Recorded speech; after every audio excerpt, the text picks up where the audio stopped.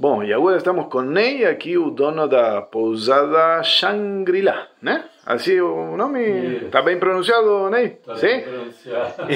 E ele vai nos contar um pouquinho de São Tomé, né? Porque ele tem aqui todo separado, olhem aí, todos os lugares legais aqui para conhecer, saindo aqui da pousada Shangri-La.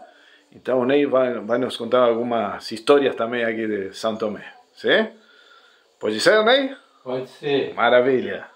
Então, aqui tem vários roteiros dos lugares mais conhecidos de São Tomé. Vão por... lá no Parque Antônio Rosa, temos a parte mística, que é a pirâmide, e temos a parte histórica, que é a Pedra da Bruxa, que antigamente chamava Pedra do Picu, que é aqui tinha uma trilha que era o caminho da Estrada Real, né?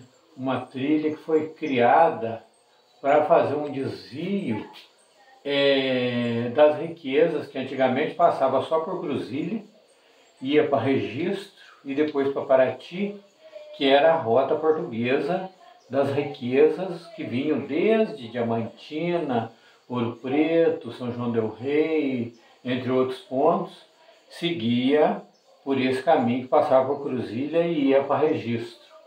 Porém, né, a partir de 1700, criou-se uma nova rota, né, a versão oficial é que aqui em São Tomé aconteceu um milagre, se descobriu uma imagem de São Tomé numa gruta, mas assim, extraoficialmente era o caminho de uma nova rota de desvio das riquezas de Minas Gerais, que passava por aqui e seguia para a Campanha, que era a casa do bispo, e seguia para Paraty da mesma forma, né? Porém, essa rota, ela era uma rota problemática porque ela sofria vários saques, que tinha vários pontos vulneráveis das tropas subindo a serra. Aí o que a igreja fez? Contratou uma guarda inglesa que escoltava a tropa, né? Os soldados vinham, subiam nessas pedras aqui e davam um sinal para a tropa subir para seguir com as riquezas. Porém, né, como sempre aconteceu em toda a América Latina, eu acredito em vários pontos do mundo, os portugueses e espanhóis vinham como desbravadores e depois vinham novos saqueadores das riquezas, das gerais, né? Os ingleses começaram como escolta, mas logo depois já começaram a assumir as rotas e tal, e boa parte da riqueza de Minas passou, além de ir para Roma, né, passou a ir para a Inglaterra. E, segundo fontes não oficiais, toda a Revolução Industrial Inglesa se baseou em todas as riquezas que saíram de Minas Gerais. E essa riqueza foi de tamanho tal que a Inglaterra se organizou e depois, logo em seguida, influenciou o fim da escravidão pelo interesse em vender os seus produtos para países que a escravidão interferia, né? Então, assim, um benefício ao povo escravizado, mas um novo tipo de exploração surgiu nas Américas, né, em benefício sempre da Europa, né?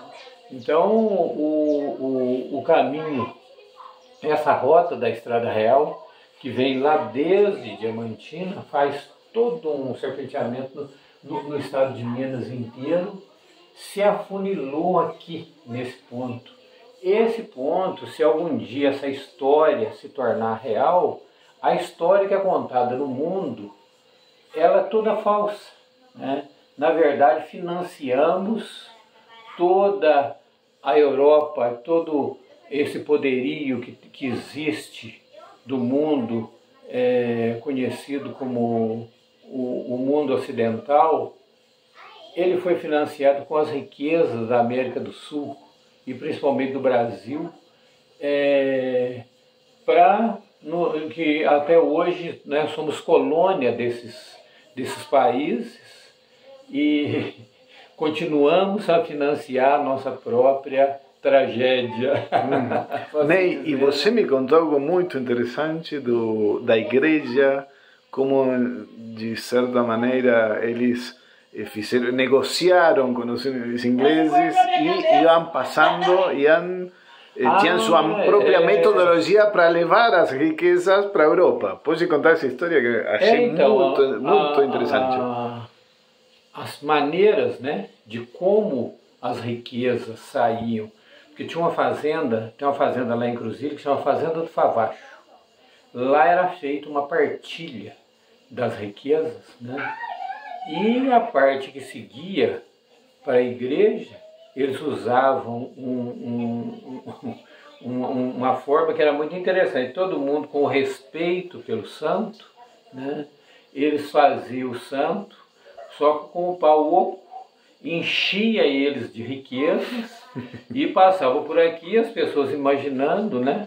Que eu falo, nossa, estão levando imagens de Minas, né, para a Europa.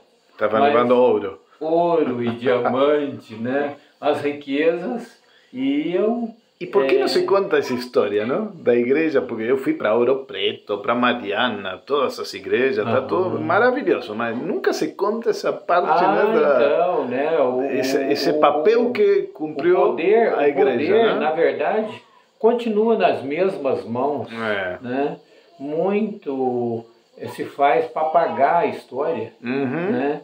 O negacionismo é uma coisa antiga. Você negar a escravidão, você negar a exploração das riquezas usando o subterfúgio da fé. Da fé. Né? Você pegar uma obra de arte que qualquer pessoa reverenciava, dentro daquela obra de arte, na verdade, estava sendo escoado as riquezas nossas. De Minas Gerais, né? É impressionante. Né? Não faço ideia quanta coisa nesse nível aconteceu e acontece até hoje. Né? Tem uma história falando que esses trem que leva minério, que estão sendo vendidos para o Japão, na verdade... O Japão não tem interesse nenhum em minério, porque o minério que sai de Ouro Preto está carregado de ouro. Então, o minério de ferro é uma desculpa. Até hoje, será? Até hoje. Até hoje, é isso? Isso aconteceu. Tem um lugar em Ouro Preto que é um parque. Não poderia se explorar mais esse lugar. Mas aí inventaram uma estrada. Olha só. Vai fazer a estrada, só que o minério de ferro está carregado de ouro. É como a história dos canadenses explorando as minas em San Juan, na Argentina, que eles importam para Canadá pedra, né? E dentro da pedra vai o ouro. Então eles pagam imposto por exportar pedra. Quando chegam em Canadá, quebram a pedra e tiram o ouro. Então não, é uma metodologia usada em toda a América Latina, eu acho. É uma maneira de explorar, falar que você vai vender, falar mal das estatais, né? Lá só tem corrupção, vamos vendê-la, né? Mas um exemplo muito interessante da venda de uma estatal, vender a Vale do Rio Doce e vender boa parte do subsolo de Minas.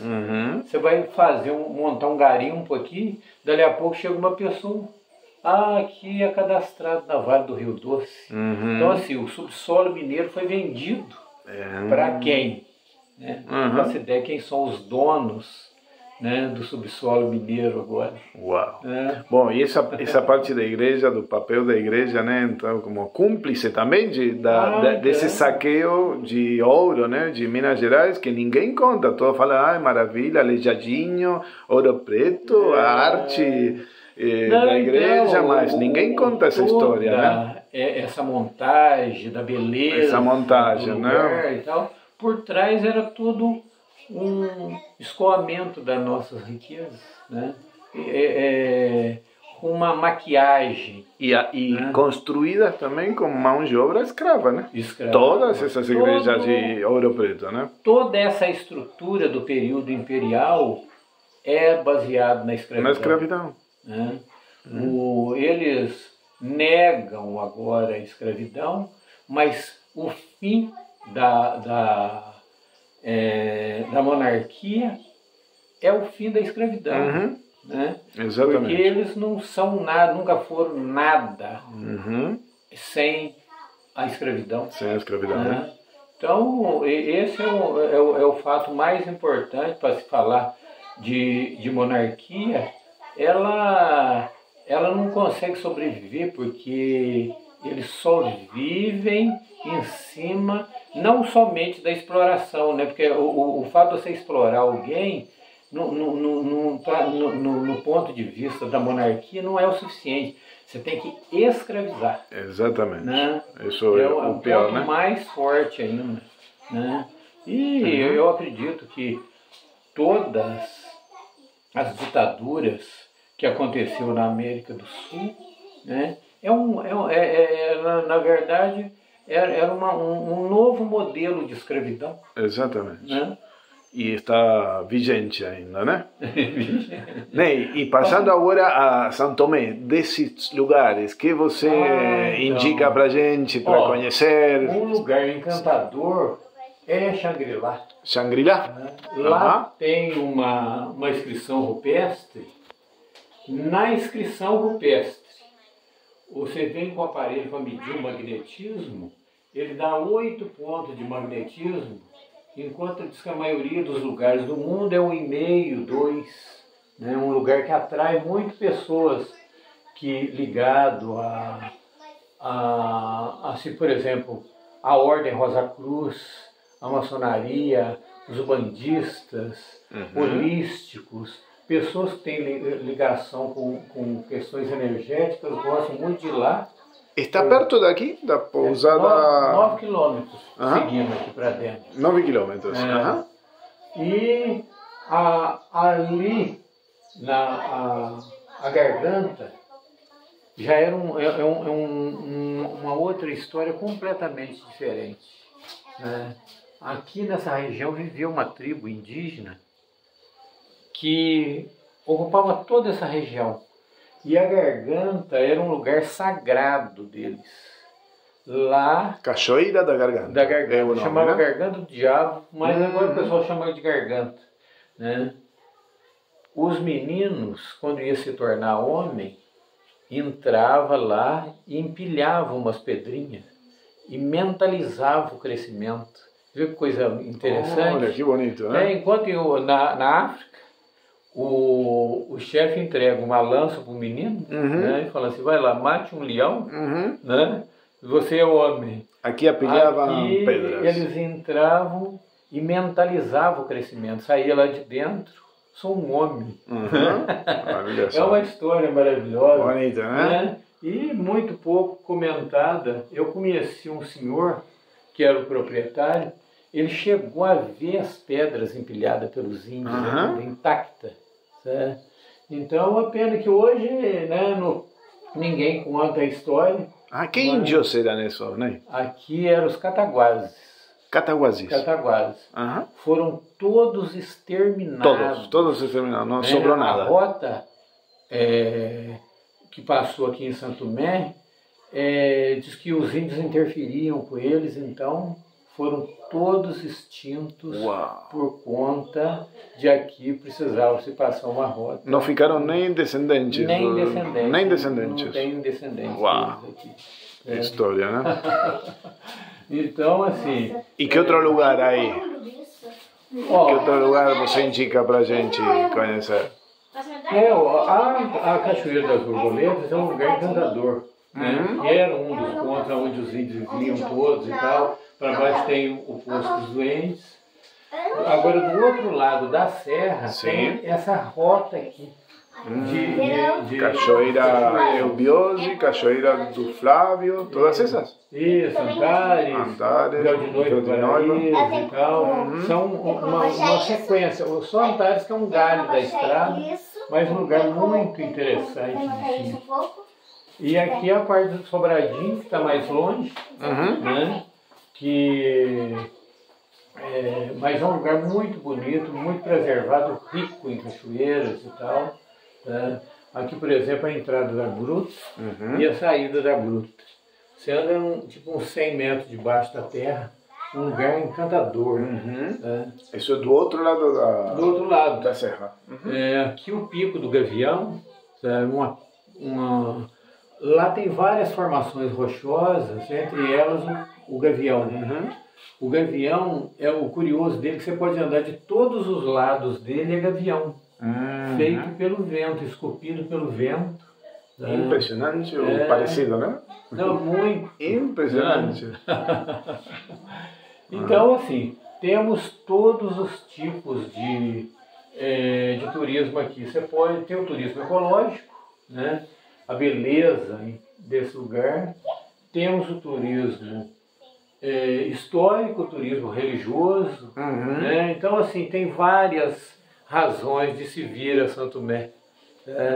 Eu amo essa terra porque você abre um leque de oportunidade para os turistas. Né?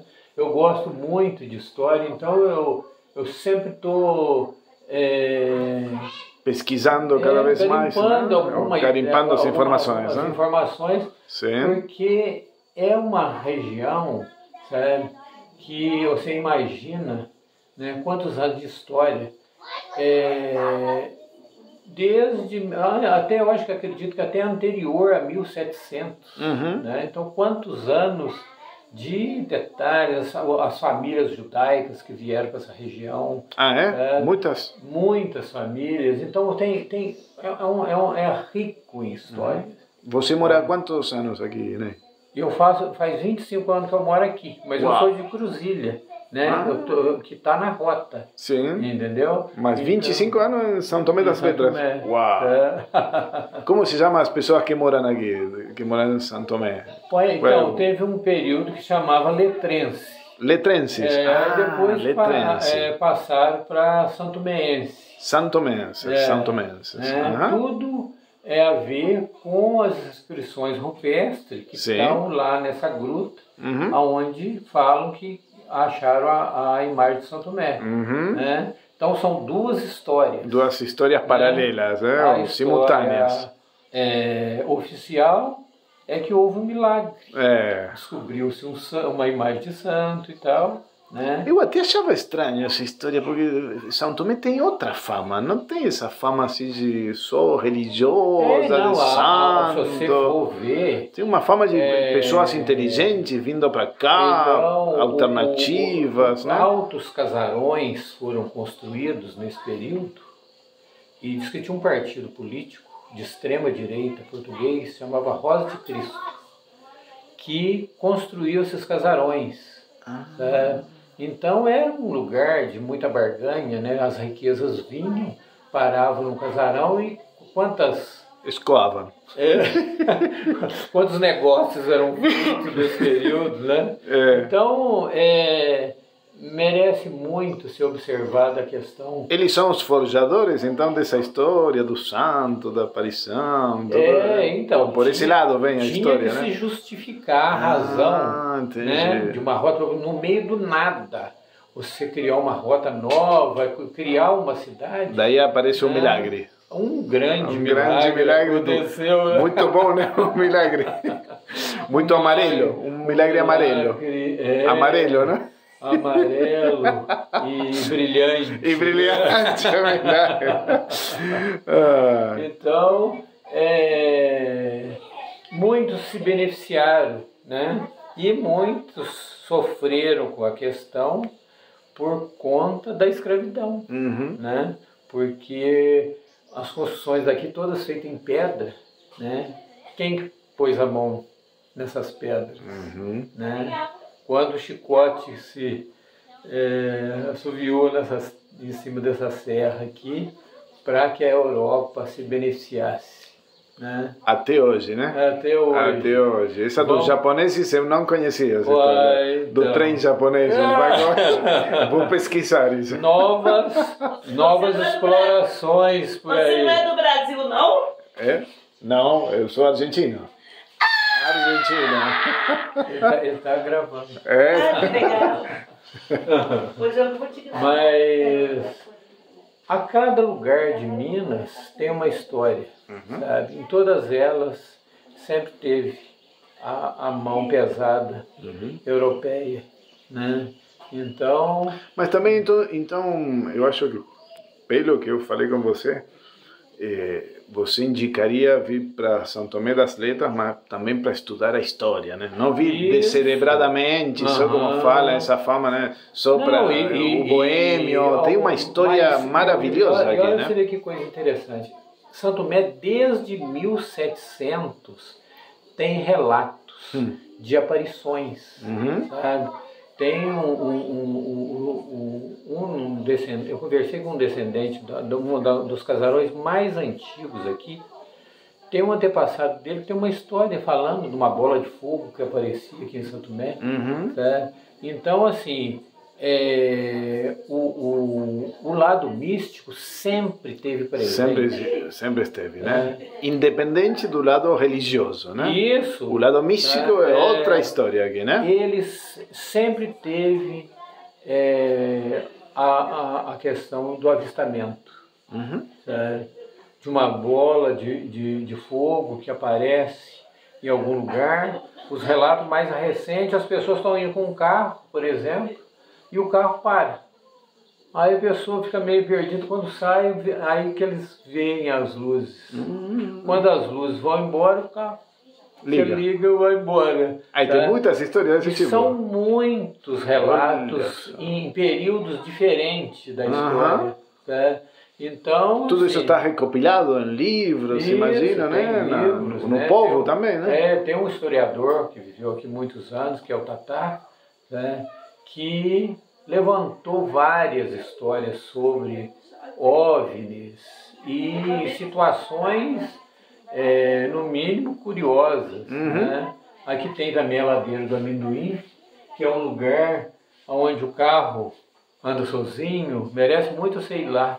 Ladeira do Amendoim. Que é uma descida. Sim. O carro, no mínimo, ele deveria estar parado, né? Sim. Ele volta uns 10 metros subindo. Um lugar muito curioso. Todo um fenômeno. Um fenômeno.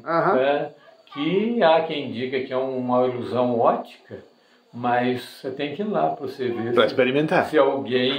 Se é realmente uma ilusão. O carro se mexe mesmo. Ué, só se mexe num lugar. Se você põe ele de cá, ele não anda e tal, mas que ilusão louca que é essa, né? Ney, e o último que queria perguntar, ou pedir, se você pode contar a história do argentino aqui, porque eu fiquei pensando do argentino que veio para São Tomé. Como é essa história? Ué, então, o Pablo era um ser fantástico, veio para São Tomé. Ah, já morreu ele? Já morreu. Ah, já morreu. Ele comprou um pedaço de terra, algo me falaram, ele comprou esse pedaço de terra e passou no nome das crianças de São Tomé. Criou uma comunidade, uma creche e tal. Na época era um período difícil aqui da exploração da pedra, numa época que não tinha lei trabalhista e tal. Então as pessoas sofriam muito aqui nessa região. Em que ano foi isso, mais ou menos? Né? Então, não sei te falar direito, 1980, 80, 70, perfeito. Sim, mais ou menos. Aí ele veio e viu esse sofrimento das pessoas, que os pais não tinham onde deixar os filhos e tal. Então ele criou uma creche. A Matilde, que era uma argentina também, uma pessoa fantástica, tomava conta dessa creche, cuidava das crianças, as crianças passaram, todo mundo chamava ela de vó e tal, e as crianças que viveram lá, e depois ele falou assim, vocês podem construir casas aqui. Isso eu achei muito interessante, né? Aí, então, boa parte deles tem as casas lá, só que assim, Se eles saírem, a casa não é deles. Mas se quiser viver e criar as famílias e tal, sem problema. Seus descendentes estão lá. Uhum. Então, você vê a obra desse argentino. Onde fica esse lugar? É descendo a serra pro lado de lá. Desce a serra e tem a outra, chama Montanha. O lugar tem o nome de Montanha. Montanha. Montanha do Juan. Do Juan? Isso. E o Pablo, o sobrenome dele, qual era? Lembra? Do Juan. Não sei te falar. Não, mas é conhecido como o Pablo. O Pablo aqui. O argentino. Bom, que legal, né? Eu te falei, eu vou corrigir. Juan. Ah, Juan, não é Pablo. É o Pablo, Juan. O irmão dele. Assim, o irmão. Isso. Então, o argentino que fez tudo isso é o Juan. Juan. E era um grupo de argentinos, montaram uma comunidade, eles são xamã. Isso você me contou. Então. Era xamã. Então, um pessoal que tem um respeito pela natureza danado, sabe? Pessoas fantásticas, você vê, estrangeiros vieram só trazer benefício para essa região. E ainda tem essa comunidade de argentinos aqui? Fora do Juan, que faleceu? Eu não sei quantos tem aí. Mas ainda alguns tem? Tem. Olha só. Bom, vou ter que voltar então para São Tomé. Para conhecê-los, né? Tá bom, né? Muito obrigado aí por me receber aqui na pousada Shangri-La. Aqui tem algum significado Shangri-La aqui? Então, Shangri-La é uma história, uma lenda lá dos Andes. Dos Andes. Dos Andes. De um lugar em que o tempo não passava, as pessoas não envelheciam e tal. Aí alguém que veio passear tudo a ver aqui na cachoeira? Na cachoeira, achou um lugar tão encantador que falou assim, nossa, isso aqui é Shangri-La. E aí ficou? Ficou. E vocês colocaram o nome da pousada por isso? Da pousada, isso. Legal. É uma história... tem tudo a ver com esse lugar. Tudo a ver, né? Porque aqui eles falam que a gruta do Carimbado tem uma conexão com Machu Picchu. Então, assim, você vê quantas ligações Olha, só que interessante. Tem a ver com os Andes. Com os Andes. Impressionante. Bom, muito obrigado, né? Muito obrigado. E, bom, vamos divulgar esse material, porque isso é interessante, que as pessoas conheçam outra cara de São Tomé das Letras, outros temas de São Tomé das Letras. Né? Porque normalmente se fala sempre da mesma, o relato oficial de São Tomé. Né? Venho a São Tomé, porque aqui existe 1000 possibilidades. Sabe? O lado místico é um lado muito forte aqui. Né? As pessoas normalmente dizem até que aqui existe um portal em que as pessoas se abrem mentalmente. Sabe? Chega aqui, passa a observar as coisas com a visão mais espiritualizada e tal. Uma terra fantástica. Vamos voltar para conhecer muito melhor, então. São Tomé. Muito obrigado, né? Essa arma aqui é um antepassado do rifle. É uma arma, chama carabina. É uma arma inglesa do século XVII, que foi achada aqui próximo da pedra da bruxa, né, a enxurrada que desenterrou ela. Então, assim, pelo menos um inglês, né, dos que vieram aqui explorar nossas terras, parece que não se deu muito bem, né, porque ele perdeu a própria arma. Né? Algum conflito aconteceu relacionado às riquezas de Minas que estavam indo embora. Né? Então, você vê, um testemunho real. E como chegou a você, né? Como chegou essa... Não, então, foi eu mesmo que achei. Você achou? Eu estava andando lá, vi só essa ponta aqui, assim, a enxurrada desenterrou. Olha que interessante, né? Fui puxar, pensando que era um pedaço de ferro comum, saiu isso aqui. Aí depois foram pesquisar para mim. Uma arma inglesa. Certamente um cabo grande assim, né? Uma arma, uma relíquia, relíquia do período histórica. imperial. Maravilha, Muito obrigado, Ney, por compartilhar isso com a gente.